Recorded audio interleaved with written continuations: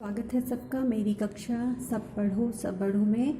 आज हम मुहावरे की दूसरी कक्षा करेंगे और मैं नए मुहावरे लेके आई हूँ और मुझे पूरा विश्वास है कि कल के मुहावरे सबको बहुत अच्छे लगे होंगे, सबने पढ़े होंगे।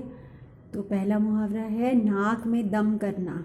नाक में दम करना मतलब परेशान करना। तो इसका वाक्य हम क्या बना सकते हैं? शैतान सुशील ने अपनी माँ की नाक में दम कर रखा है। तो ज़्यादातर बच्चे जो है माँ की नाक में दम करते हैं, यानी माँ को परेशान करते हैं। फिर है बाएं हाथ का खेल। बाएं हाथ का खेल मतलब आसान काम। वाक्य है सुंदर चित्र बनाना सरिता के बाएं हाथ का काम है। सुंदर चित्र बनाना सरिता के बाएं हाथ का काम है। तो हर व्यक्ति को किसी ना किसी चीज़ में निपुण होना चाहिए जो उसके बाएं हाथ का काम हो। फिर है आँख लगना।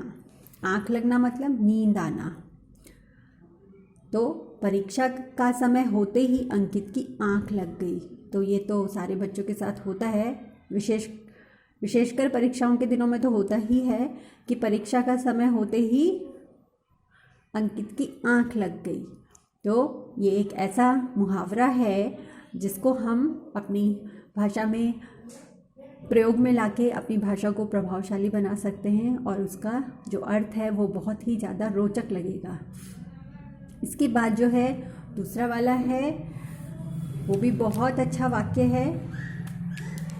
वो है आटे दाल का भाव मालूम होना। आटे दाल का भाव मालूम होना। इसका अर्थ होता है वास्तविक स्थिति का ज्ञान होना। क्या मतलब है? वास्तविक स्थिति का ज्ञान होना। जैसे इसका वाक्य है घर से बाहर रहने पर रोहन को आटे दाल का भाव मालूम हुआ। मतलब घर पे रह के तो उसे लगता था कि सब कुछ बहुत आसान है, लेकिन जब वो घर से बाहर निकला तब उसे पता चला कि असलियत में बाहर रहना, अपने आप अकेले रहना कितना मुश्किल है। तो हम इसका प्रयोग कर सकते हैं इस तरीके से कि घर से बाहर रहने पर रोहन को आटे दाल का भाव मालूम हुआ। फिर है उंगली पर नचाना। उंगली पर नचाना मतलब इच्छानुसार काम करना। इच्छानुसार काम करना। वाक्य हम बना सकते हैं पारस के मालिक उसे उंगलियों पर नचाते हैं।